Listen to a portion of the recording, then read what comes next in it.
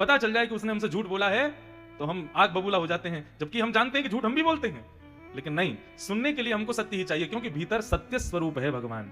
भगवान झूठ स्वरूप नहीं है, सत्य स्वरूप है। इसलिए भले हम प्रदान झूठ कर देते हो, लेकिन जब ग्रहण की बारी आती है तो सत्य ही चाहिए।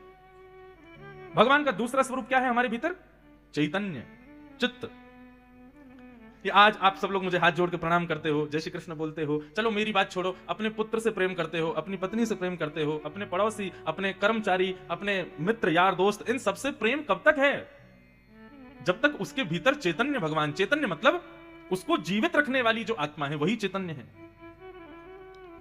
ये मेरा भाई है, ये मेरा मित्र है, ये मेरी बेटी है, मेरा बेटा है, मेरी पत्नी, ये मेरा मेरा मेरा मेरा हम लोग कब तक करते हैं? जब तक उसमें चैतन्य है। और जिस दिन वो चैतन्य उसका त्याग कर देते हैं, हमेशा अपने हृदय से लगाने वाली मां, हमेशा अपने आंखों के आगे देखने वाली पत्नी, हमेशा उनके चरणों में बैठने वाले पिता, इन सब के भीतर से जब चैतन्य चला जाता है तो घर के मेरा कहने वाले लोग ही उसको शमशान ले जाते हैं, हमारे किसी काम का नहीं है। क्यों? क्योंकि चैतन्य ने इसका परित्याग कर दिया। वो चैतन्य है जो मुझे एक महाराज बनाने पर मजबूर कर देता है ताकि लोग सब मुझे प्रणाम करें।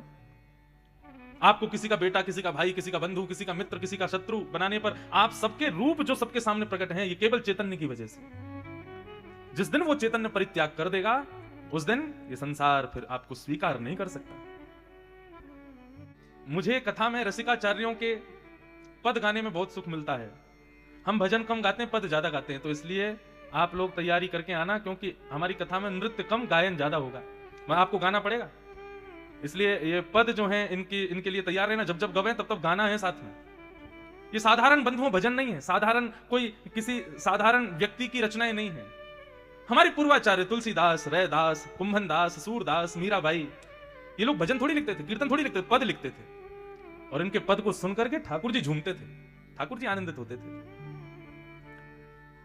सूरदास जी कहते हैं, जा दिन ता दिन तेरे तन तर वर के सबई पात झड़ जाई हैं। किस दिन? बोले जा दिन मन पंछी उड़ जाई हैं। मन पंछी यानी कि वही चैतन्य परमात्मा। वो जिस दिन तुम्हारे भीतर से उड़ करके चला गया, जिस दिन तुम्हारा त्याग कर देगा, उस दिन तुम्हारे तन के जितने प्रेमी हैं और तुम्हारी तन की जितनी शोभा है, सब नष्ट हो जाएगी। तो भगवान का पहला रूप जो हमारे भीतर विद्यमान है वो है सत्य, और दूसरा रूप है चैतन्य, और तीसरा रूप जो हमारे भीतर विद्यमान है वो है आनंद। आनंद।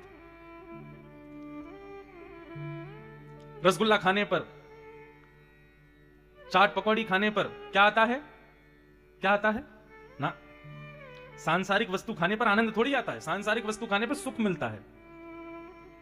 इंदौर की क्या प्रसिद्धि है? खाना पीना बड़ा प्रसिद्ध है इंदौर का, है? पोहा, पोहा प्रसिद्ध है इंदौर का। चाट, हाँ जो भी हो।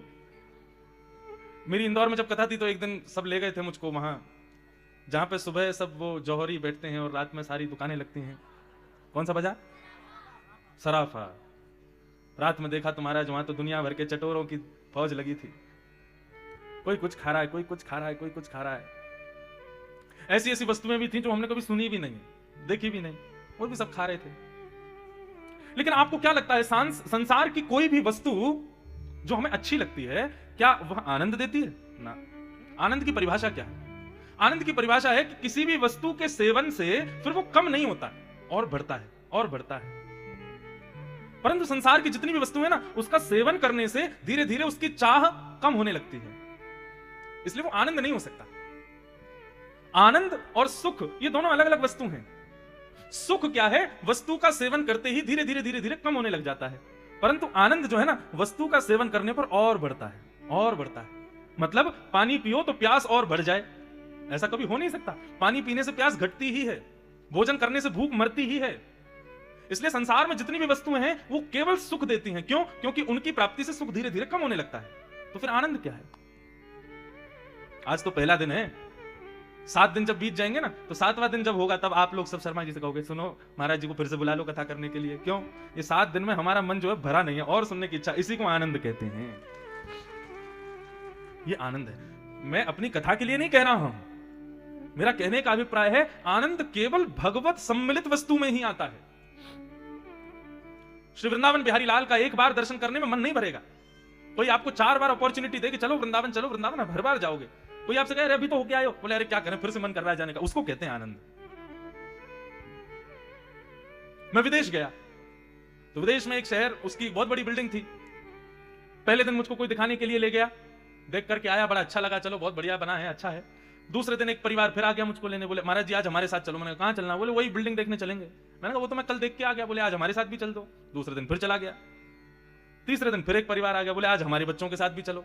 तो मेरी स्थिति क्या हो जाएगी? 2-3 बार एक ही जगह देखने के बाद स्थिति होगी हाथ जोड़ दूंगा, भैया तुम अकेले जाओ, मैं देख चुका, बस मेरा मन भर गया। परंतु ठाकुर जी का जितनी बार दर्शन करो मन नहीं भरता है, उसी को आनंद कहते हैं। केवल सुख में और आनंद में इतना अंतर जानो, जिससे मन भर जाए वो सुख, और जिससे मन कभी ना भरे वो आनंद। और संसार की इस व्यासपीठ से बैठ करके कह रहा हूं, संसार की एक भी वस्तु ऐसी नहीं है जिससे मन ना भरता हो, सबसे भरता है। किसी को महंगे फोन बहुत अच्छे लगते हैं, कितने दिन अच्छे लगते हैं? 1 महीना, 1.5 महीना, 2 महीना बाद पता ही नहीं कहां रखा है। किसी को महंगी गाड़ियां बहुत पसंद है, कितने दिन? 1-1.5 साल, साल तो बहुत कह दिया, 1-2-3 महीने बस। संसार में बंधुओं किसी भी चीज को उठाओगे ना, वो एक अवधि तक अच्छी लगती है, उसके बाद नहीं लगती, उससे मन भर जाता है, क्योंकि वो सुख है। परंतु परमात्मा वो आनंद परमानंद है। इसीलिए कहते हैं नंद घर आनंद भयो, नंद घर सुख भयो, नंद घर लाला भयो, नंद घर कन्हैया भयो, नहीं, नंद घर आनंद भयो। अरे कहां तक कहें, हमारे ब्रज में जब ठाकुर जी प्रकट भये ना, तो बालक के प्रकट होने पर उसके 6 दिन बाद उसकी छठी पूजी जाती है। लेकिन हमारे ठाकुर जी की छठी 1 साल बाद पूजी गई। क्यों? बोले 1 साल तक उत्सव मनाने में इतनी व्यस्त हो गई सारी माताएं कि भूल गई कि लाला की छठी पूजनी है। इसको आनंद कहते हैं। जहां पर समय का प्रतिबंध ना हो, जहां पर संसार का प्रतिबंध ना हो, जहां पर देह की थकान ना होती हो, बस अनवरत वो चलता रहता हो, उसको आनंद कहते हैं। वो परमानंद है। तो ठाकुर जी 3 रूप में हैं, सत, चित और आनंद। ये भगवान के 3 रूप हैं हमारे भीतर। भगवान के 3 काम हैं, विश्वोत्पत्त्यादि हेतवे, तानपुरा कम, और तापत त्रय विनाशाय, 3 प्रकार के तापों का जो विनाश करते हैं, ऐसे श्री कृष्ण को हम बारंबार प्रणाम करते हैं, उनको नमन करते हैं, उनको वंदन करते हैं। आइए हम लोग अब महात्म्य में प्रवेश करें, ठाकुर जी को प्रणाम करके। भागवत का महात्म्य भैरवी। 88,000 सौनकादि ऋषि बैठे हैं, और सौनकादि ऋषियों ने मानव कल्याण के लिए यज्ञ किया, परंतु यज्ञ में जब सफल नहीं हो पाए, तब उन्होंने अपने एक विद्वान सूत जी से कहा कि हे सूत जी, मानवों का कल्याण कैसे हो, उसके लिए कोई उपाय बताओ। हम चाहते हैं कि ये मानव कलयुग में बड़े दुर्गति को प्राप्त होने वाले हैं, इनके कल्याण का कोई उपाय बताइए भगवान। तब सूत जी महाराज कहते हैं, बोले भैया मानव कल्याण का कलयुग में एक ही उपाय है। क्या? श्रीमद् भागवतम शास्त्रम कलौकीरेण भाषितम। श्रीमद् भागवत रूपी शास्त्र की शरण में यदि मानव चला जाए, भागवत को अच्छे से श्रवण कर ले, जीवन में उतारने का संकल्प ले ले, तो मानव का कल्याण हो जाएगा। अच्छा एक बात पूछें बंधुओं, आप कल्याण किसे मानते हो? आपकी दृष्टि में कल्याण क्या है? मैं बताऊं सबका उत्तर, जितने दिन रहें उतने दिन खुश रहें, और जब मर जाएं तब मुक्ति मिल जाए। सबको यही चाहिए बस। आप सबके कल्याण में केवल यही है। और वो बात अलग है, कोई कहेगा नहीं मेरा कल्याण, मैं तब मानूंगा कल्याण जब मेरा इंदौर में घर बन जाए, मुंबई में बंगला में, वो भी तो खुशी में ही आता है। संसार में जो जो वस्तु हमें चाहिए वो सब हमें प्राप्त हो जाए, और जब हम संसार से अलविदा कह के जाएं तो भगवान का धाम मिल जाए, बस सबको यह चाहिए। पर कल्याण ये नहीं है। हम कितने दिन जिए और कितने दिनों में हमने क्या किया, यह महत्वपूर्ण नहीं है।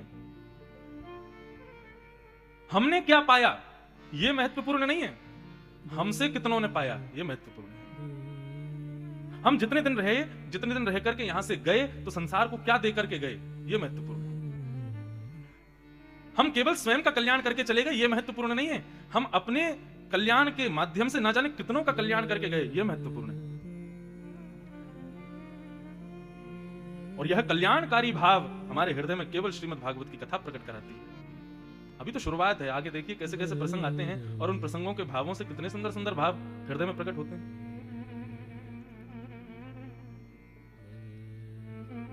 सूत जी महाराज बोले मानव कल्याण करना है तो भागवत की शरण में आओ। सौनकादि ऋषि पूछने लगे, बोले कि भागवत क्या है, भागवत के विषय में हमें बताइए, उसका महात्म्य समझाइए। तब सूत जी महाराज भागवत जी का महात्म्य समझाते हुए कहते हैं, हे सौनकादि ऋषियों, ये भागवत शास्त्र सबसे पहले सनक सनंदन सनातन सनत कुमारों ने श्री नारद जी को सुनाई थी। सौनकादि ऋषि बोले ये तो हो ही नहीं सकता। बोले क्यों नहीं हो सकता? बोले क्योंकि नारद जी को तो श्राप लगा था कि वो एक जगह टिक के बैठ ही नहीं सकते, और भागवत की कथा तो 7 दिन की होती है, तो फिर ये कैसे संभव हुआ? हमें जरा बताइए, पूरा इसका महात्मा हमें सुनाइए। तब सूत जी महाराज सुना रहे हैं कि पहली भागवत की कथा कैसे हुई थी, किस उद्देश्य से हुई थी। तो बात ऐसी है, बद्रीनाथ में सनक सनंदन सनातन सनत कुमार विराजमान थे, और तभी वहां पर आगमन हुआ श्री नारद जी महाराज का। नारद जी के चेहरे की उदासीता को देख करके सनत कुमारों ने पूछा कि हे नारद जी, आप दुखी क्यों हो? आपके दुख का कारण क्या है? नारद जी महाराज बोले, अब क्या बताऊं, हमारे देवलोक में पृथ्वी की बड़ी प्रशंसा होती है। जैसे भारत में लोग विदेश की बड़ी प्रशंसा करते हैं ना, अरे बाहर तो इतनी साफ सुथरी रोड हैं, बाहर ऐसे बस चलती हैं, बाहर कोई विदेश से लौट के आ जाए तो भारतीयों को तो कुछ समझता ही नहीं है। एक बार मुझसे कोई बोला, बोले महाराज एक बात बताइए, कोई व्यक्ति भारत से बाहर जाता है तो क्या वहां से बहुत सारा पैसा कमा के लाता? मैंने कहा ना। तो विदेशी लोग क्या करते हैं? मैंने कहा कुछ नहीं, भारत के लोग जब विदेश जाते हैं तो लौट करके केवल एक चीज कमा के लाते हैं, क्या? अभिमान, कि हम विदेश से आए। केवल ये अभिमान कमा के लाते हैं और कुछ नहीं लाते। भारत जैसा ना देश था, ना है, ना होगा। भारत अद्भुत है। हम विदेश जाते हैं कथा करने के लिए, 10 दिन बाद, अब जाते हैं तो लंबा जाते हैं, 1 आध महीना रह के आते हैं, कथाएं करते हैं, जगह जगह जाके 10 दिन में ही उल्टी गिनती शुरू होती है, कब वापस जाएं, कब वापस जाएं। जबकि कथाएं तो यहां पर भी इतनी लगातार चलती हैं, लेकिन यहां इतना कष्ट नहीं होता। विदेश में तो ये लगता है कब वापस जाएं, बस वहां सब कुछ है, सब सारी व्यवस्थाएं हैं, सब कुछ बढ़िया, लेकिन पता नहीं क्यों भारत में मन लगता है, विदेश में मन नहीं लगता। तो मैं कह रहा था कि जैसे विदेश से आने वाले लोग विदेश की बड़ी प्रशंसा करते हैं कि अमेरिका ऐसा है, लंदन ऐसा है, ऑस्ट्रेलिया ऐसा है, ऐसे ही हमारे भारत की बड़ी प्रशंसा होती है देवलोक में। देवता जब आपस में बैठते हैं, सूर्य चंद्रमा आदि ये सब लोग जब बैठते होंगे, भारत की बड़ी प्रशंसा करते, बोले भाई भारत के लोग कितने सौभाग्यशाली हैं। क्यों? अरे इनको दर्शन करने के लिए जगन्नाथपुरी प्राप्त है, द्वारिकाधीश प्राप्त है, बद्रीनाथ प्राप्त है, वृंदावन धाम प्राप्त है, श्रीनाथ जी प्राप्त है, रंगनाथ प्राप्त है, हर 100 किलोमीटर में 3 4 5 मंदिर तो मिले ही जाते हैं। ये भारत के लोग कितने सौभाग्यशाली हैं। ये कोई मनगढ़ंत बात नहीं कह रहा, ये वास्तविकता है। देवता हमारी बड़ी प्रशंसा करते हैं। नारद जी वही तो कह रहे हैं कि भारत की प्रशंसा सुनकर के मेरे हृदय में मन हुआ कि मैं घूमने के लिए जाऊं, यहां के तीर्थों को देख के तो आऊं, ये कैसे हैं। और मैं कहां गया कि अहम तुम पृथ्वीं यातो ज्ञात्वा सर्वोत्तमामिति पुष्करम च प्रयागम च काशीं गोदावरीं तथा। बहुत ध्यान से सुनो, मैं पृथ्वी पर गया। नारद जी कह रहे हैं, भैया धीरे बात कर लो, थोड़ा कथा चल रही है, बहुत ध्यान से सुनो। पृथ्वी पर गया ये जानकर के कि पृथ्वी बहुत श्रेष्ठ है, परंतु पृथ्वी पर तो मैंने बिल्कुल उल्टा देखा सब कुछ। क्या देखा पृथ्वी पर आकर के? पृथ्वी के लोग केवल उदर भरिणो जीवा, उनका जीवन यापन कैसे हो, वो सुखी कैसे हो, उनका सब कुछ अच्छा कैसे हो, केवल इसका विचार करते हैं। बाकियों की चिंता उनको नहीं है। परोपकार का भाव पृथ्वी के लोगों में नहीं है। मैं सब जगह घूमता हुआ बड़ा दुखी हो गया। अच्छा, ये आज की बात नहीं है, आजकल तो और भयंकर स्थिति हो गई है। ये तो तब की बात है जब नारद जी आए थे, आज से करीब 5000 साल पहले। तब भी पृथ्वी पर देखो कैसे लोग थे, उनके बारे में सब यहां पर लिखा गया है। कलयुग के लोगों की, पृथ्वी के लोगों की सत्यता बताते हुए नारद जी महाराज कहते हैं, सत्यम नास्ति, सत्य नहीं बोलते, तपह भजन नहीं करते, शौचम पवित्रता नहीं रखते, दया दानम न विद्यते, दया नहीं करते, दान नहीं करते, केवल उदर भरिणो जीवा बकाराह कूट भाषण। सब उल्टे हैं यहाँ के लोग। यदि शंकर जी पर दूध चढ़ाने के लिए भी जा रहे हैं तो उसके बदले शंकर जी से ना जाने करोड़ों की संपत्ति मांग के आ रहे हैं। अभी कुछ दिन पहले मेरी कथा थी विश्वनाथ भगवान के चरणों में बनारस में। अभी महाकाल तो अभी मैं गया नहीं, इंदौर भी जब आया था तो ओंकारेश्वर जा पाया था, महाकाल तो नहीं जा पाया। अब जाऊंगा, आज या कल में बना रहे हैं कार्यक्रम, क्योंकि सुना 25 से तो बंद हो जाएंगे, तो जल्दी प्रणाम कराएंगे। तो वहां काशी विश्वनाथ का दर्शन करने के लिए गया। इतना सुंदर बना दिया, सब कुछ बढ़िया कर दिया, बाहर सोने का शिखर है विश्वनाथ भगवान का। लेकिन जैसे ही गर्भगृह में मैंने प्रवेश किया, मैंने पूछा जो साथ में थे, मैंने विश्वनाथ भगवान कहां है? बोले वो रे। मैंने कहा वो कहां? तो मानो वास्तव में ऐसा लगा अमूल दूध के पैकेटों के बीच में छोटे से दिख रहे थे विश्वनाथ भगवान। लोगों में होड़ मची है महाराज, मेरा बिल्वपत्र सिर पर चढ़ना चाहिए शंकर जी के। छोटे छोटे डिस्पोजल ग्लासों में बाहर से दूध में पानी मिला करके ले आए हैं और उसी को चढ़ाने में होड़ लगी है, एक दूसरे को फेंक रहे हैं इधर उधर। मेरा दूध चढ़ना चाहिए शंकर जी पर। उनको देख करके बिल्कुल ऐसा प्रतीत नहीं हो रहा था कि इनके भीतर भक्ति है। ऐसा प्रतीत हो रहा था कि शंकर जी से कोई मनोकामना मांगी है और उसकी पूर्णता के लिए चाहते मेरी धार बिल्कुल सिर पर ही पड़नी चाहिए। कितने स्वार्थी हैं हम लोग। आज हम हिंदू वैदिक सनातन धर्मियों ने अपने सनातन धर्म का पालन करने के भाव में मंदिर तो जा रहे हैं, लेकिन मंदिर की स्वच्छता पवित्रता पर बिल्कुल ध्यान नहीं देते हम लोग। बस शंकर जी पर हमारा दूध चढ़ा जाए, हमारा बिल्वपत्र चला जाए, हमारा धतूरा गिर जाए कैसे भी उनके सिर पे। अरे हम इतनी बड़ी बड़ी बोतलों में दूध और वो पानी और ना जाने कितने केमिकल मिक्स वाले दूध को लेके जाते हैं, शंकर जी को उससे नहलाते होंगे बेचारे, उनके पूरे सिर पर सब पार्वती जी लगता है लेप ही लगाती रहती होंगी शंकर जी को, इतना कष्ट हम लोग देते हैं। भक्ति का मतलब वस्तु ठाकुर जी के चरणों में निवेदित हो जाए, वही भक्ति नहीं है। श्रीमद् वल्लभाचार्य वल्लभ संप्रदाय के अधिष्ठाता वे कहते हैं कि भक्ति, कर्म की भक्ति उतनी ज्यादा जरूरी नहीं है जितनी विशेष मानसिक भक्ति है। मतलब मैं वृंदावन जाऊं और वृंदावन जाकर के अपने हाथों से गुलाब की माला, कमल की माला बिहारी जी पर चढ़ाऊं, वो इतनी विशेषता नहीं रखेगा जितनी विशेषता देवास में अपने कक्ष में बैठ करके नेत्र बंद करके बिहारी जी को स्मरण करके उनके चरणों में दंडवत प्रणाम कर लूंगा, वो ज्यादा विशेषता रखेगा।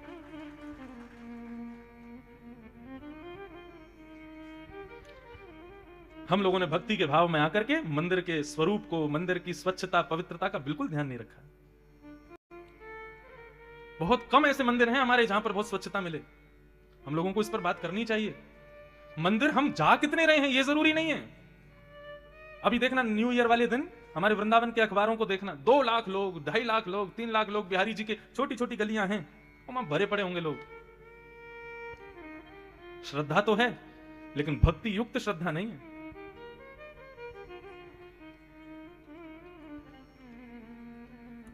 नारद जी महाराज ने पृथ्वी पर आकर के बड़े दुखी हुए। लोगों की मनस्थिति जानकर के नारद जी महाराज सब जगह भ्रमण करते करते जैसे ही वृंदावन पहुंचे, वृंदावन में एक आश्चर्य देखा। कैसा आश्चर्य देखा कि यमुना के तट पर भक्ति महारानी बैठी हैं, उनकी गोद में 2 वृद्ध लेटे हैं। नारद जी ने जाकर के पूछा, देवी तुम्हारा नाम क्या है और तुम्हारी गोद में ये 2 वृद्ध कौन हैं? तब उस युवती ने अपना परिचय दिया, अहम भक्ति ऋतिख्याता इमो में तनयो मतो, मैं भक्ति हूं और ये मेरी गोद में जो 2 लेटे हैं ये मेरे पुत्र हैं, ज्ञान और वैराग्य। बहुत ध्यान से सुनिए सब लोग, इधर देखो इधर देखो, बहुत ध्यान से सुनो सब लोग। भक्ति और भक्ति की गोद में 2 वृद्ध लेटे हैं। भक्ति युवान है लेकिन उसकी गोद में जो 2 वृद्ध हैं वो उसके बेटे हैं। ये विषय समझना पड़ेगा। मां युवान और बच्चे वृद्ध, ये कैसे संभव हो सकता है? और ये संभव हो नहीं सकता, हो रहा है। इस पंडाल में जितने भी लोग बैठे हैं भक्ति सबके हृदय में है, लेकिन भक्ति के 2 पुत्र हैं, ज्ञान और वैराग्य। कितनों के पास है? पहली बात तो हम लोग ज्ञान और वैराग्य की परिभाषा ही नहीं जानते। हमसे पूछा जाए ज्ञान किसको कहते हैं, तो आप लोगों का उत्तर होगा जो बहुत सारी चौपाइयां जिसको आती हो, बहुत सारे मंत्र जिसको आते हो, बहुत सारे ग्रंथों का अवलोकन जिसने किया हो, जिसने खूब पढ़ाई की हो, वो ज्ञानी। नहीं, ज्ञानी कौन है? ज्ञान का मतलब बहुत ग्रंथों का अवलोकन कर लेना, बहुत चौपाइयां याद कर लेना, बहुत मंत्रों को याद कर लेना, संस्कृत धड़ाधड़ बोलना, ये ज्ञान का विषय नहीं है। और यदि आप इसको ज्ञान मानते हो तो सबसे बड़ा ज्ञानी बेचारा दशहरा पे जिसको जलाते हो आप, रावण, बहुत ज्ञानी था।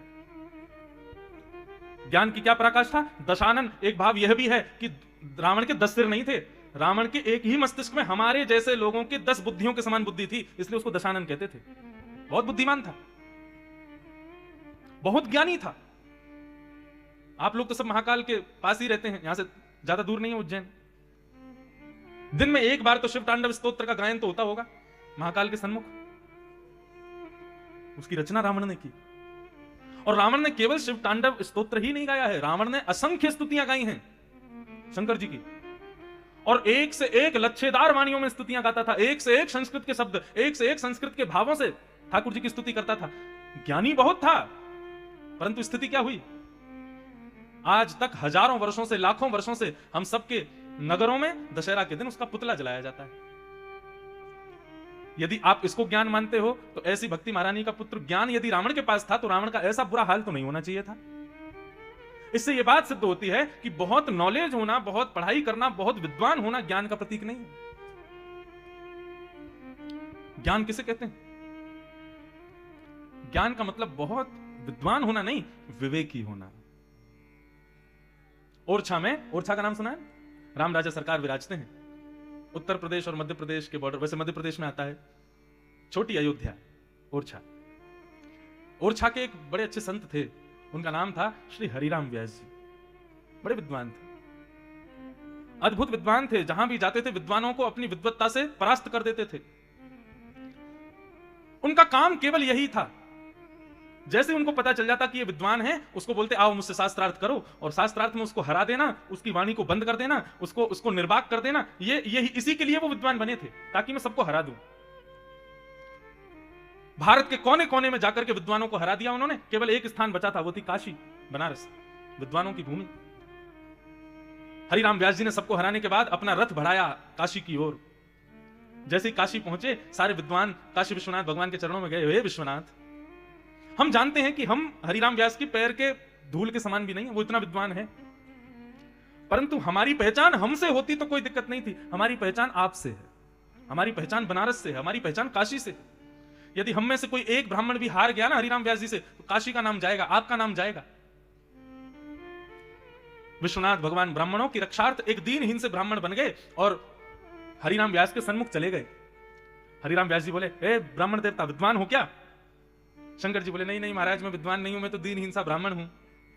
अरे तो मेरे सामने क्यों खड़े हो? मैं विद्वानों के परे किसी से बात नहीं करता, चलो हट जाओ यहां से। बोले, नहीं नहीं, मैं चला जाऊंगा भगवान, लेकिन मैंने सुना आप बड़े विद्वान हैं, तो मैंने सोचा एक प्रश्न मेरे हृदय में है, उसका उत्तर आपसे पूछ लूं। आप तो बहुत विद्वान हो, बहुत ज्ञानी हो, सब जानते हो, सारे प्रश्नों के उत्तर होंगे आपके पास। हरिराम व्यास जी बोले, जल्दी पूछो, क्या पूछना है? तो महादेव ने एक दीनहीन से ब्राह्मण के रूप में थे, तो बड़ी सहजता से सकुचाते हुए पूछा। बोले, भगवान जरा ये बताइए ना, विवेक किसे कहते हैं? गोस्वामी तुलसीदास जी लिखते हैं, बिनु सत्संग विवेक न होई, और राम कृपा बिन सुलभ न सोई। तो ये जो विवेक यहां पर कहा गया, इस विवेक का मतलब क्या है? विवेक किसे कहते हैं? हरिराम व्यास जी बोले, ये पूछने के लिए आए हो तुम मेरे पास? बोले, प्रभु बता दीजिए ना इसका उत्तर। हरिराम व्यास जी बोले, सद असद का ज्ञान होना ही विवेक है, सही गलत की पहचान होना ही विवेक है। मैं जो कर रहा हूं, मैं जहां बैठा हूं, मैं जो करने वाला हूं, वो सही है या गलत है, इसका बोध होना, यही विवेक है। मिल गया उत्तर। तो दीनहीन से ब्राह्मण के रूप में महादेव बोले, तो भगवान अगर इसको विवेक कहते हैं, तो मैं आपसे दूसरा प्रश्न ये करना चाहता हूं, क्या आप विवेकी हो? क्या आपके पास विवेक है? मान गए भाई देवास को। दिसंबर के आखिरी दिनों में पंखे चलवा दिए यहां। हमारे यहां जहां 2-2 कंबल ओढ़ के सो रहे हैं लोग, तो ये देवास में हमेशा ऐसे ही रहता है मौसम? इसी बार गर्मी पड़ रही है। तो फिर हम इसको नेगेटिव नहीं पॉजिटिव मानेंगे। हमारी कथा के लिए अच्छा मौसम कर दिया ठाकुर जी, नहीं तो कुकुड़ रहे होते आप लोग।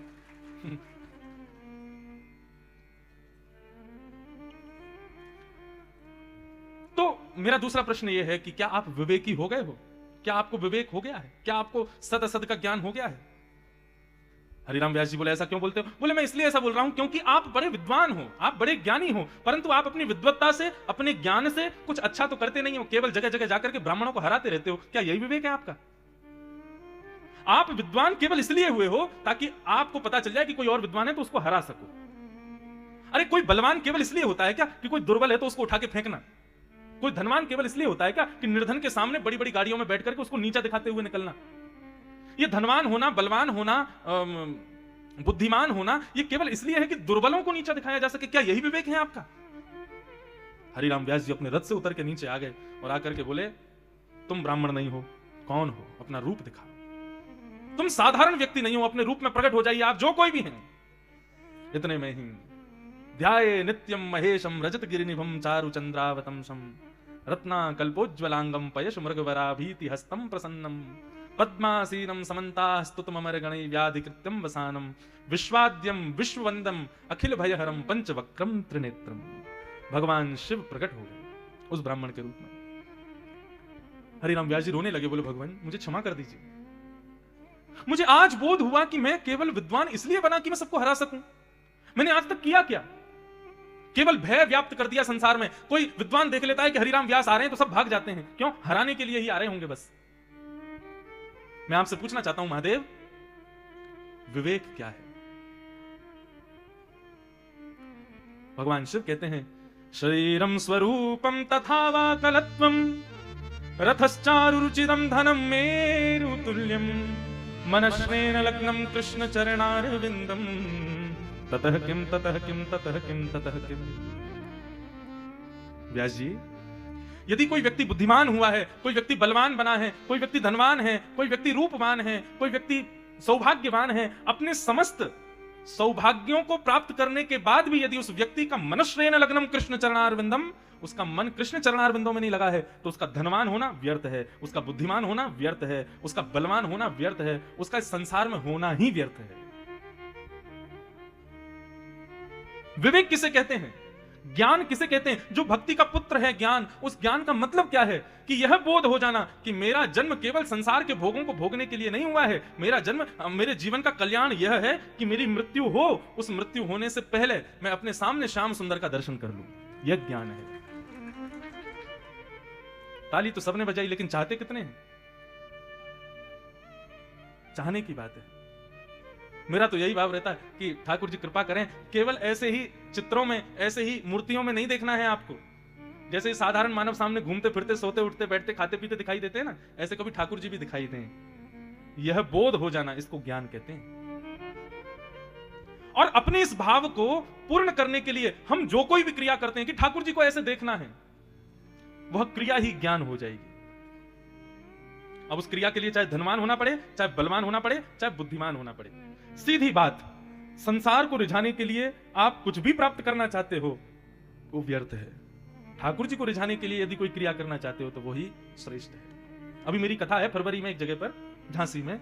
वहां जो कथा है वो एक बालिका के माता पिता करा रहे हैं, बहुत बड़ी कथा करा रहे हैं। लेकिन पता क्यों करा रहे हैं?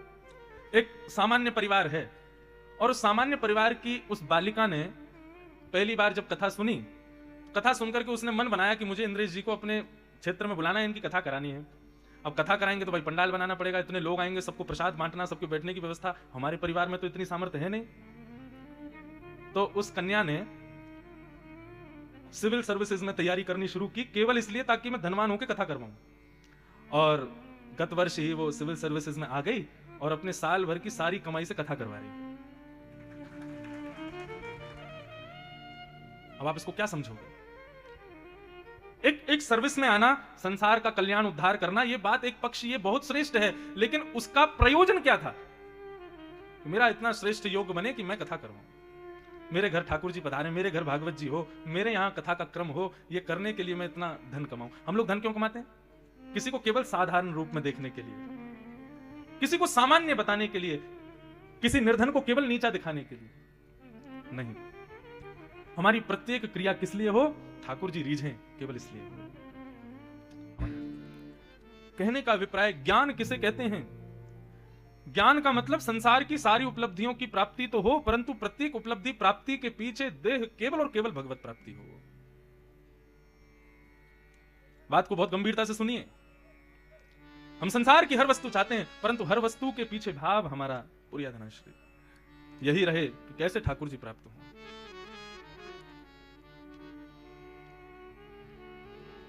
एक महाकाल भगवान का बहुत बड़ा भक्त था, बहुत ध्यान से सुनना। नित्य महाकाल भगवान पर उसको बिल्वपत्र चढ़ाना होता था। उसका नियम तभी पूर्ण होता था जब वो भगवान शिव पर जाकर के बिल्वपत्र चढ़ाता था। जिस नगर में वो भक्त रहता था, उस नगर का राजा भी बहुत बड़ा भक्त था।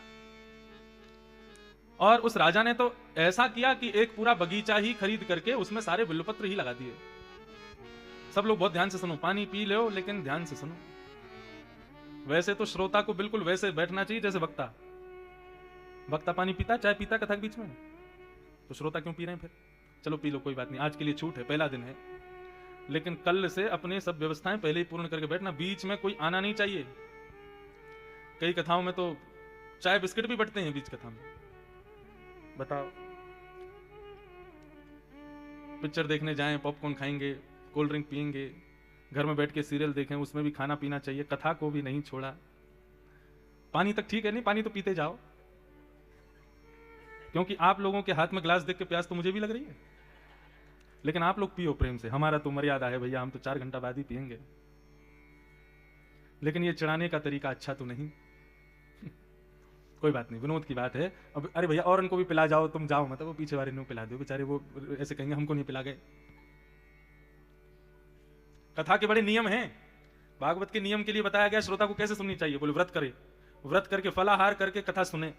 फिर दूसरी बात क्या कहते हैं? बोले फलाहार कोई नहीं कर पाए तो बोले एक बार भोजन करे और एक बार फलाहार करे, कथा सुने। बोले वह भी संभव नहीं हो तो बोले ठीक है, दिन में 4 बार भोजन करे लेकिन कथा सुने। तो इसलिए आप लोग खाओ पियो सब करो लेकिन कथा सुनो। तो कल से पानी वानी सब पहले ही पी लेना, बीच में उठना करना। आज तो पहला दिन है, सब क्षमा है, लेकिन कल से नहीं, कल से तो बिल्कुल पिन ड्रॉप साइलेंस। और जरा सी भी मुंडी किसी की घूमी तो मैं फिर मंच से टोक दूंगा, इधर देखो, कथा सुनो पूरी। आज तो थोड़ा मैं पहचान रहा हूं आपको, आप लोग पहचान लो, बाकी कल से तो फिर देखो, ये कोई कहने की बात नहीं, खूब खाओ पियो, हमें कोई दिक्कत नहीं है। लेकिन कथा का विशेष रूप क्या है? एक शब्द याद रखिएगा, 7 दिन तक सुनाई देगा, देहाभिमान की शून्यता। क्या है? देहाभिमान की शून्यता। हमारा देह बहुत अभिमानी है। पसीने आने लगते हैं तो तुरंत इसको एसी की जरूरत पड़ती है, ठंड लगती है तो इसको तुरंत कंबल चाहिए होता है, भूख लगने पर इसको चटपटा चाहिए, प्यास लगने पर कोल्ड ड्रिंक चाहिए। ये जब हम लोग साधारण सामान्य वस्तुओं को ना लेकर के अतिशयुक्ति जब अपने शरीर को देते हैं तो इसमें यह समझना चाहिए हमारा देह अभिमानी हुआ है। यहां पर इस अभिमान से यदि शून्य नहीं हुआ ना देह, तो समझना भी कथा हमारे जीवन में आई नहीं है। हम एक आसन पर बैठे रह जाएं, हमको हमारे चरणों में कोई दर्द ना हो, कमर में कोई दिक्कत ना हो, एक आसन पर बैठ करके पूरी कथा सुन लें और किसी भी प्रकार की कोई दिक्कत ना हो, तो समझना अब देहाभिमान शून्य हो गए हो। तो क्या बता रहा था मैं? महाकाल भगवान का एक भक्त था, नित्य बेलपत्र चढ़ाता था शिव जी पर, परंतु उस नगर के राजा भी भगवान शिव के अनन्य भक्त थे।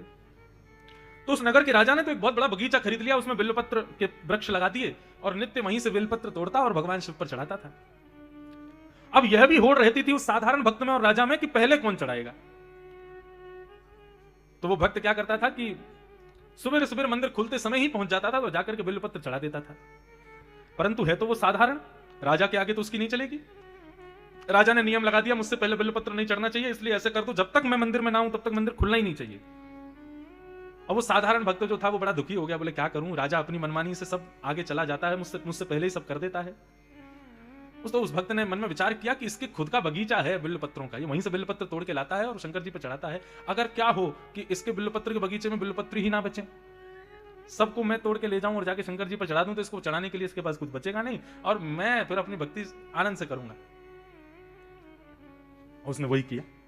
अब वो बाहर की वजह राजा के बगीचे में जाता और वहां से बिल्वपत्र तोड़ के ले जाता। अब राजा बिल्वपत्र तोड़ने जाता तो कुछ मिलता ही नहीं था और यहां बहुत विलंब होने की वजह से मंदिर खोलना पड़ता था, तो सबसे पहले वो भक्ति बिल्वपत्र चढ़ा देता था। राजा ने एक बार सैनिकों से कहा कि भाई कौन हमारे बिल्वपत्रों को तोड़ ले जाता है? तो बोले वो एक भक्त है जो आपसे पैज लगाता है ठाकुर जी की सेवा में, शंकर जी की सेवा में, वही आता है, वही रोज तोड़ के ले जाता है। राजा ने कहा उसको पकड़ो, उसको बंदी बनाते क्यों नहीं हो? हमारे बगीचे से हमारी बिना आज्ञा के कैसे बिल्वपत्र तोड़ देता है? बोले महाराज उसके पास में एक विद्या है। बोले कैसी विद्या? बोले अंतर ध्यान होने की विद्या। वो अदृश्य हो जाता है, हम जैसे उसको पकड़ने के लिए जाते हैं वो अदृश्य हो जाता है, वो गायब हो जाता है। बहुत ध्यान से सुनिएगा। राजा बड़े दुखी हुए, बोले क्या करें? तब राजा ने एक बार अपने गुरुदेव से कहा, बोले गुरुजी ऐसे एक बात बताइए, यदि किसी व्यक्ति के पास बहुत सिद्धियां हों, उन सिद्धियों को नष्ट कैसे किया जा सकता है? किसी भी प्रकार की सिद्धि। अच्छा एक बात बताऊं, हम सब जितने भी लोग यहां बैठे हैं ना, हम सबके भीतर कोई ना कोई दैवी शक्ति सबके भीतर है। जैसे कई लोगों के अंदर ऐसा होता है कि वो वातावरण से पहचान जाते हैं कि स्थान कैसा है। मुझे कभी कभी ऐसा होता है कि जैसे मैं कहीं किसी जगह जाता हूं, नई नई जगह जाता हूं, हर 7 दिन में मेरी जगह बदल जाती है।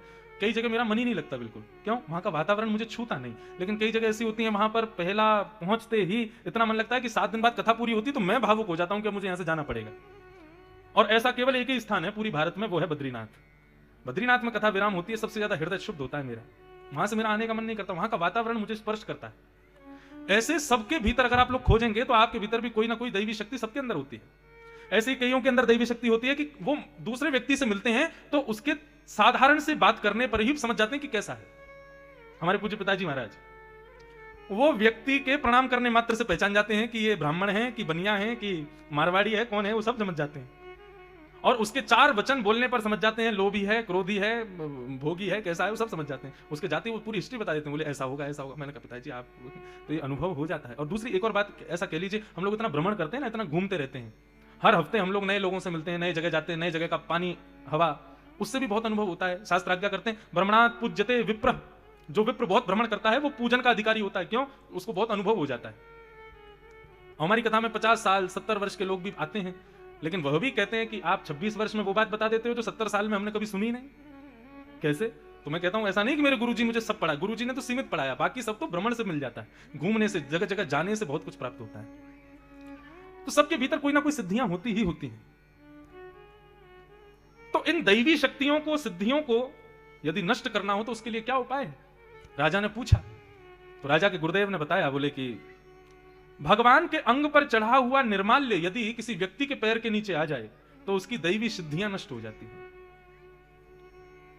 ध्यान से सुनिए, मंदिर परिसर में यदि ठाकुर जी पर चढ़ी हुई माला, ठाकुर जी पर चढ़ा हुआ दूध, ठाकुर जी पर चढ़ा हुआ जल, ठाकुर जी पर अर्पित की हुई कोई भी वस्तु पर यदि मंदिर परिसर में अगर हमारा पांव लग जाता है तो अपराध नहीं है।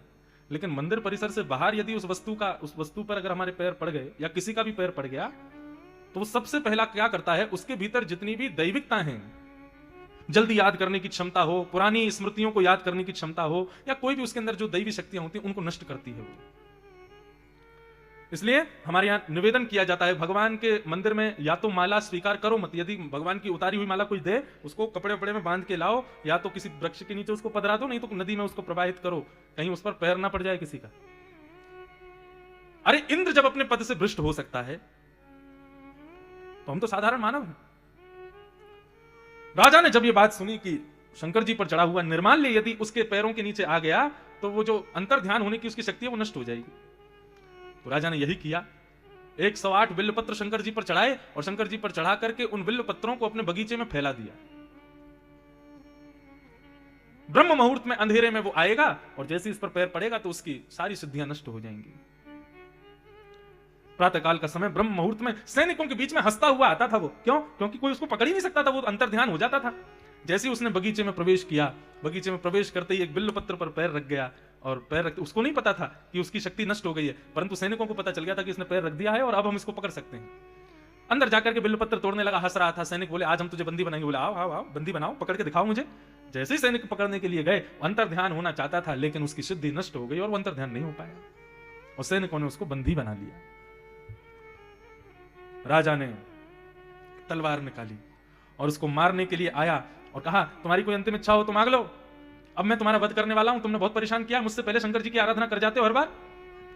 उसने कहा एक ही प्रार्थना है, मैं शंकर जी की स्तुति गाना चाहता हूं। और उसने शंकर जी की स्तुति गाई। ऐसा कहते हैं शिव महिम्न स्तोत्र का गान किया।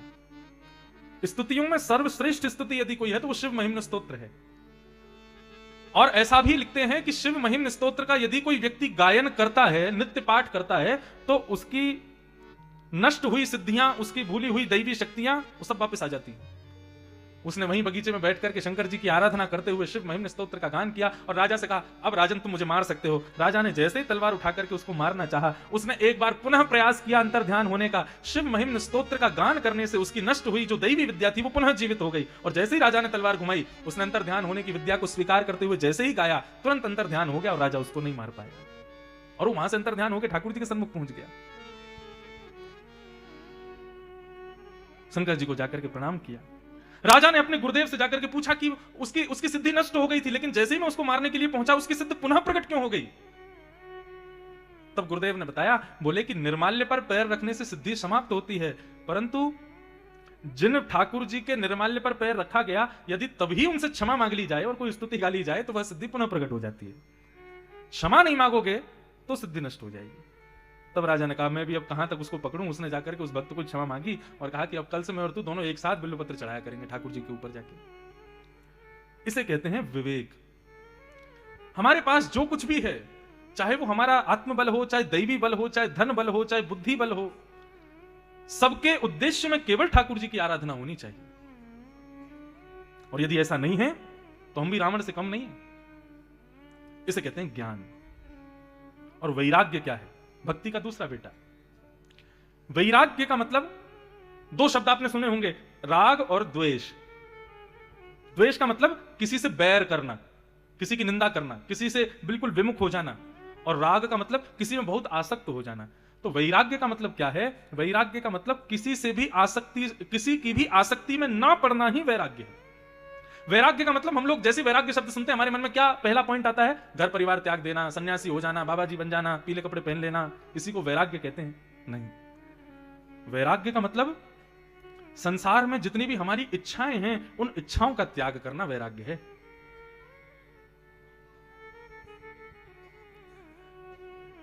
अभी श्रीमद जगतगुरु रामानंदाचार्य धर्म चक्रवर्ती पद्म विभूषण जगतगुरु स्वामी श्री रामभद्राचार्य जी महाराज की अभी कल ही परसों ही कथा हमारे निवास पर पूर्ण हुई।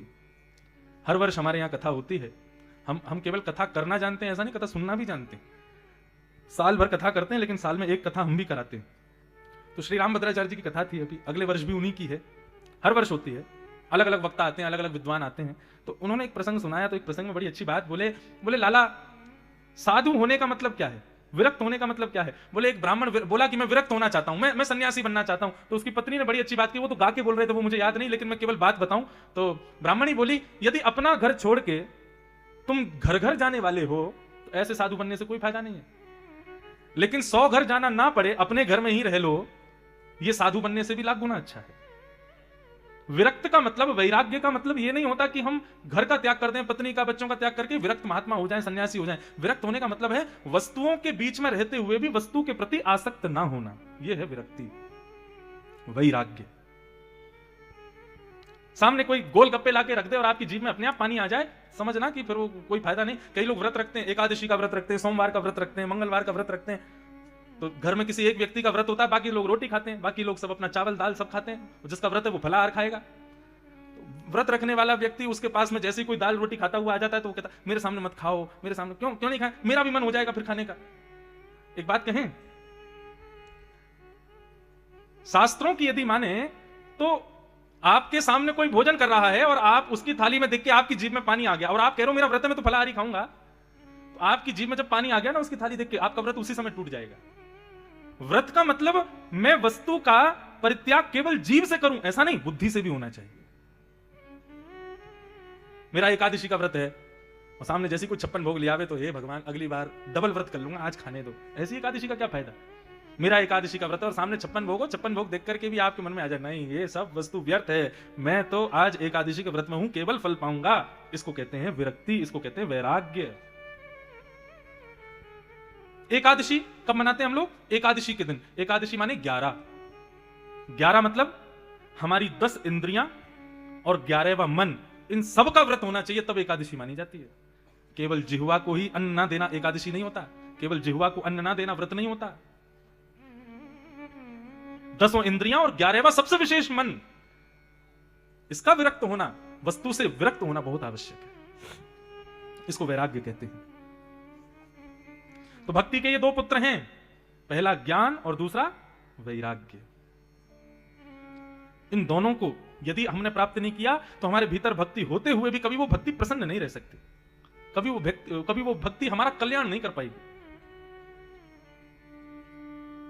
भक्ति को यदि प्रसन्न करना है तो ज्ञान वैराग्य को पुष्ट करो। और ज्ञान कहते हैं विवेक को, वैराग्य कहते हैं मन के वशीकरण को, सेल्फ कंट्रोल। ये वैराग्य है। भक्ति के 2 पुत्र हैं। अब स्थिति यह है कि भक्ति तो सबके अंदर है लेकिन ज्ञान वैराग्य किसी के पास नहीं है, इसलिए भक्ति दुखी है। भक्ति ने नारद जी महाराज से कहा कि मैं बहुत दुखी हूं, मैं तो युवान हूं, मुझे तो सब करना चाहते हैं लेकिन मेरे पुत्र ज्ञान और वैराग्य को कोई नहीं चाहता। अब जब पुत्र ही प्रसन्न नहीं है तो मां कैसे प्रसन्न रह सकती है? बहुत ध्यान से सुनिएगा। कलयुग का एक बहुत बड़ा सद्गुण है क्या? अभी मैंने कहा महाकालेश्वर। अब महाकालेश्वर कहते ही आपके चित्त में अपने आप महाकाल भगवान आए कि नहीं आए? मैंने कहा ओमकारेश्वर। ओमकारेश्वर कहते ही ओमकारेश्वर भगवान की प्रतिमा, ओमकारेश्वर स्थान की जितनी भी मेमोरीज आपके हृदय में वो सब प्रकट हो जाएंगी। यह स्थिति केवल कलयुग में होती है, सतयुग त्रेता द्वापर में यह संभव नहीं है। मैंने कहा चतुर्भुज नारायण, तो चतुर्भुज नारायण कहते ही आपके हृदय में शंख चक्र गदा पद्मधारी नारायण तुरंत प्रकट हो जाएंगे। यह स्थिति केवल कलयुग में संभव है। सतयुग त्रेता द्वापर में इस स्थिति को प्राप्त करने के लिए जो हमारे यहां क्षण भर में हो जाती है उसके लिए हजार वर्ष तक तपस्या करते हैं लोग। इसलिए कलयुग में तप का विधान नहीं है, तपस्या का विधान नहीं है। क्यों? क्योंकि यहां पर क्षण क्षण में ही ठाकुर जी प्रकट होते हैं हृदय में। तपस्या कहां करनी पड़ती है? सतयुग में, त्रेता में, द्वापर में। तो कलयुग का यह सद्गुण है बस कि यहां केवल केशव का कीर्तन सुनने मात्र से, केशव का नाम सुनने मात्र से हरिश्चित्तम समाचरेत हरि चित्त में प्रकट हो जाता है। इसलिए कलयुग बहुत श्रेष्ठ है, हम इस कलयुग को नहीं मार सकते। अगर रेशियो की बात करें, सतयुग में भगवत प्राप्त करना बहुत मुश्किल है, त्रेता में थोड़ा कम मुश्किल है, द्वापर में और कम मुश्किल है, कलयुग में तो बहुत आसान है। परंतु यदि यहां पर यह बात करें कि मुक्त होते कितने हैं, सतयुग में बहुत लोग मुक्त होते हैं, द्वापर त्रेता में थोड़े कम मुक्त होते हैं, द्वापर में थोड़े और कम मुक्त होते हैं, कलयुग में तो गिनती के ही 1 दुक्का मुक्त होते हैं। समझ में आई बात? मतलब भगवत प्राप्ति का मार्ग सतयुग में कठिन है, लेकिन उस मार्ग के पथगामी बहुत सारे हैं, प्राप्त कर लेते हैं भगवान को। कलयुग में भगवत प्राप्ति का मार्ग बहुत सरल है, लेकिन भगवान को प्राप्त कोई एक दो ही कर पाते हैं। क्यों? आलसी हैं हम लोग, जबरदस्ती करना नहीं चाहते भगवत प्राप्ति। अब इसका क्या किया जाए? यक्ष ने धर्मराज युधिष्ठिर से पूछा, संसार में आश्चर्य क्या है बताओ। वंडर्स, जिनको हम कितने बोलते हैं, कितने हैं हमारे यहां? 7-8 बोलते हैं ना, 7-8 अजूबे हैं। वो कौन सी जगह है? कोटा में तो सारे अजूबे बनाए हुए हैं। परंतु यक्षराज ने धर्मराज से पूछा कि संसार में आश्चर्य क्या है। धर्मराज उत्तर देते हैं कि सुलभम भगवन नाम जिह्वाच वशवर्तिनी तथापि नरकं यान्ति किमाश्चर्यमतः परम्। धर्मराज युधिष्ठिर कहते हैं, हे यक्षराज, इस संसार में सबसे बड़ा आश्चर्य एक ही है। बोले क्या? बोले भगवान का नाम बड़ा सुलभ है, फ्री में मिल जाता है। दुकानदारों से जाके कहना नहीं पड़ता 1 तोला राम नाम दे दो, 2 किलो भगवान का नाम दे दो, महामंत्र दे दो। और कहीं ऐसा भी नहीं कि कोई दुकानदार कह देता हो नहीं महामंत्र तो नहीं दूंगा मैं। क्यों? 500 रुपया दो पहले। अरे साधारण है, हरे कृष्ण कृष्ण कृष्ण हरे हरे, हरे राम राम राम हरे हरे, सबको पता है। भगवान का नाम इतना सुलभ है और इस नाम को गाने वाली जीभ हमारे वश में है। भगवान का नाम सुलभ है, नाम गाने वाली जीभ हमारी वश में है, तब भी नरक के द्वारों पर ताला नहीं लगा। ये सबसे बड़ा आश्चर्य है। नरक के द्वार आज भी खुले हुए हैं, इससे बड़ा आश्चर्य कोई नहीं है। नरक कौन नहीं जाता? जो भगवान का नाम गाता है वो नरक नहीं जाता। तो फिर नरक तो बंद हो जाना चाहिए था। ये हमारा आलस्य है, जीभ हमारे वश में, नाम इतना सहज, फिर भी हम नरक जा रहे हैं। आप कहोगे महाराज जी आपको कैसे पता हम नरक जा रहे हैं? आज जनसंख्या देखिए आपने, पृथ्वी पर जितने लोग जन्म ले रहे हैं, ऐसा हो ही नहीं सकता कि वो नरक नहीं गए। पृथ्वी पर जन्म ही तब लेना पड़ता है जब नरक में दुख भोगने के बाद में हमको दोबारा पुण्य करने के लिए पृथ्वी पर भेजा जाता है, तभी हम पृथ्वी पर आते हैं। मैं भले व्यासपीठ पर बैठा हूं, आप लोग नीचे बैठे, दुनिया भर के लोग यहां बैठे हैं, हम सबने नरक दर्शन किया है। हम दोबारा सुधरने के लिए पृथ्वी पर आए हैं। ये इतनी जनसंख्या जो बढ़ रही है, इस बात का प्रतीक है कि नरक के द्वार अभी भी खुले हुए हैं। वो नरक के द्वार बंद करने का कितना सरल उपाय, केवल मुख से कृष्ण नाम कहना है, राम नाम कहना है, गोविंद नाम कहना है। हम वही नहीं कह पाते। हां, बस अंतर इतना है, एक आध बार नहीं कहना है, कहते रहो जपात सिद्धिर जपात सिद्धिर जपात सिद्धिर न संशय। उसमें संशय मत करो, कहते रहो।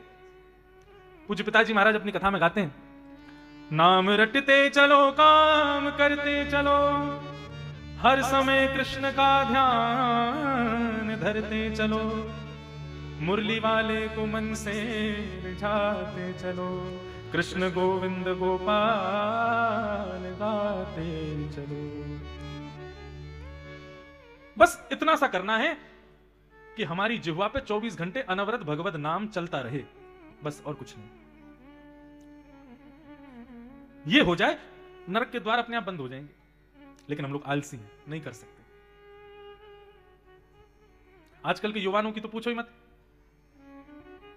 YouTube पे नया गाना कौन सा आया है, बेहुदा गाना, वो उनको पता होगा।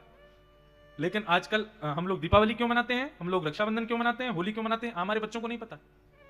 इतने लोग आप कथा में बैठे हो, आपके बच्चों को भेजो मंच पे, मैं माइक देता हूं, बताओ दीपावली क्यों मनाते हैं। हम लोग नहीं बता पाएंगे।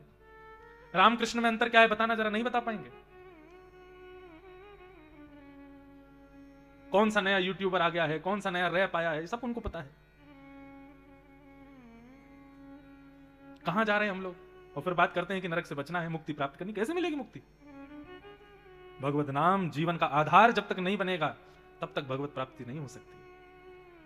जैसे श्वास जरूरी, जल जरूरी, अन्न जरूरी, वैसे आत्मा का भोजन है भगवत नाम। जब तक वो भगवत नाम आत्मा को प्राप्त नहीं होगी, तब तक वो आत्मा परमात्मा की कभी नहीं हो सकती।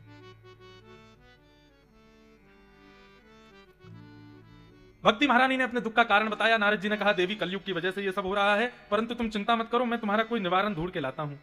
तब नारद जी महाराज बद्रिक आश्रम गए और जाके सनत कुमारों से पूछा कि भक्ति ज्ञान वैराग्य की पुष्टता के लिए कोई उपाय बताओ। तब उन्होंने बताया, श्रीमद् भागवतालाप सतु गीत सुकादिभिः। बोले लोग जब कथा में आकर के बैठेंगे भागवत की कथा में, तब उनके भीतर भक्ति के संग संग ज्ञान भी पुष्ट होगा और वैराग्य भी पुष्ट होगा। इसलिए भागवत की कथा कराओ। भागवत ही एकमात्र सार है। और भागवत सार बताते हुए भगवत भजन को ही सर्वोपरि बताया। ऐसी भागवत का आश्रय लेकर के भक्ति ज्ञान वैराग्य तीनों पुष्ट हो गए। भक्ति सुतौ तौ तरणौ गृहीत्वा प्रेमै स्वरूपा सहसा विराशित, श्री कृष्ण गोविंद हरे मुरारे। हे नाथ नारायण वासुदेव। कीर्तन करते हुए भक्ति महारानी प्रसन्न हो गई, उसके दोनों पुत्र पुष्ट हो गए। इस प्रकार का भाव बताया गया। तो बंधुओं, हरि की कथा और हरि का भजन ये दोनों ही कल्याणकारी हैं। इसीलिए हम कथा में कहा करते हैं खूब हरि का भजन करो। क्यों? क्योंकि हरि पराये नहीं, हरि हमारे हैं।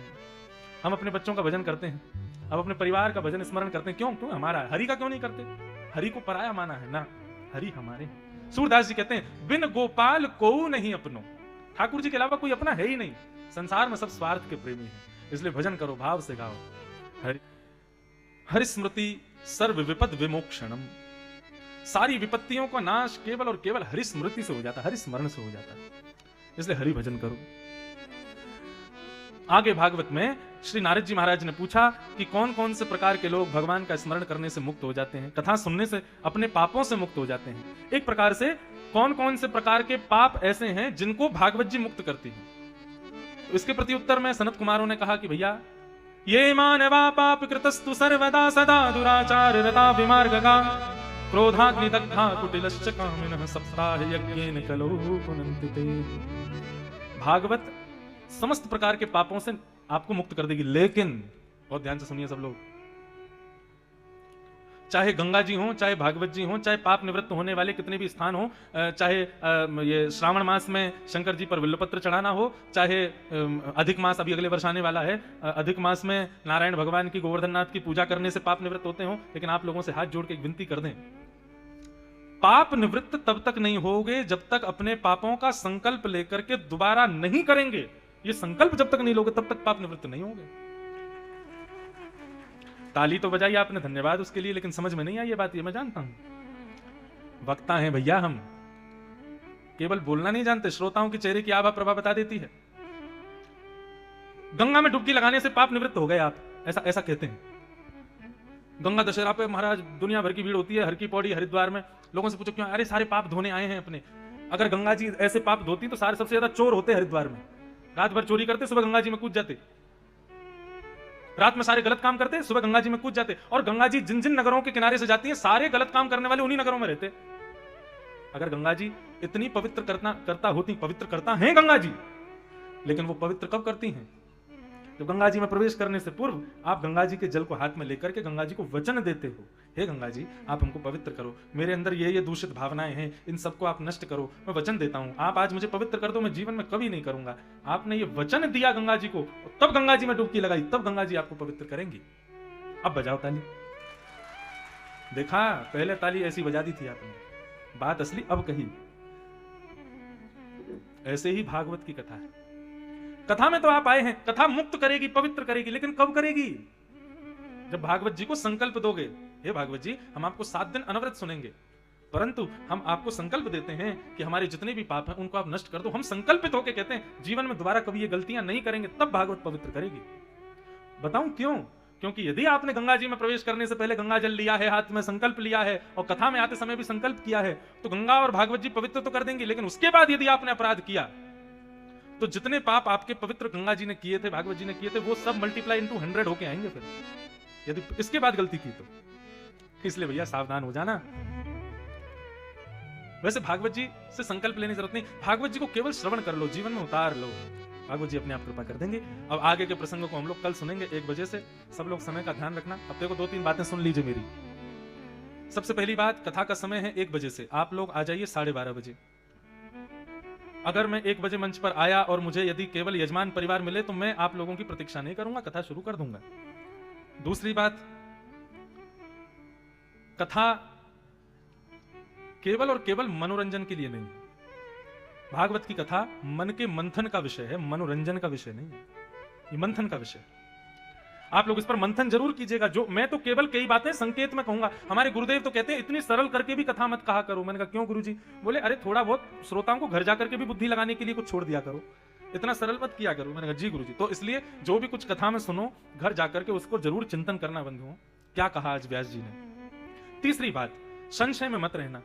मैं हर कथा में कहता हूं, कोई भी प्रश्न हो आपका, तुरंत उस प्रश्न को एक पर्ची में लिख करके मेरे आने से पूर्व व्यासपीठ पर रखवा दीजिएगा। मैं आकर के आपका प्रश्न पढ़ लूंगा, यदि मुझे उत्तर आता होगा तो आपको तुरंत उत्तर दूंगा, यदि उत्तर मेरे मन में नहीं होगा तो अपने गुरुजनों से पूछ करके दूंगा। लेकिन आप संशय में मत रहना, किसी भी प्रकार का प्रश्न हृदय में रहना जाए। और चौथी बात, प्रश्न भगवत संबंधी होना चाहिए। संसारिक प्रश्न मुझसे मत करना कि हमारा बेटे का पढ़ने में मन नहीं लगता, हमारी बेटी के लिए सुयोग वर नहीं मिल रहा, हमारी फैक्ट्री बढ़िया नहीं चल रही। इन सब का मेरे पे कोई उत्तर नहीं है। ये सब कर्म से प्राप्त होते हैं बंधुओं। यहां पर जो भी प्रश्न करो भगवत संबंधी, हिंदू वैदिक सनातन संबंधी, भागवत संबंधी ही प्रश्न कीजिएगा। आप सब लोगों को खूब आनंद आएगा कथा में। इन 4 बातों का ध्यान रखिएगा, समय से पधारिएगा। कल पुनः मिलेंगे 12:30 बजे। आप लोग सब यहाँ इकट्ठे हो जाना। 1 बजे कथा हम शुरू कर देंगे, 5 बजे कथा का विश्राम हो जाएगा। अन्य कोई जानकारी होगी तो हमारे उपाध्याय जी, 2 उपाध्याय हैं, एक तो व्यास जी उपाध्याय, दूसरे मंच संचालक भी उपाध्याय, तो वे आपको दे देंगे। प्रेम और भाव से सब लोग कथा में पधारिएगा। प्रेम से जय जयकार करो। बोल वृंदावन बिहारी लाल की, श्री राधा रमण लाल की, श्री राधा वल्लभ लाल की जय। जय श्री नमः पार्वती पतये हर हर महादेव। श्री राधे राधे। कथा का ये प्रथम दिवस और प्रथम दिवस में अध्यात्म की ज्ञान गंगा को प्रभावित करते हुए आज श्रीमद् भागवत के उन महत्व को प्रदर्शित किया है परम पूज्य गुरुदेव ने, जिन रहस्यों को हम अभी तक नहीं जानते थे। आइए हम आरती में प्रवेश करेंगे। मैं निवेदन करता हूं, हमारे बीच में शंकर लाल जी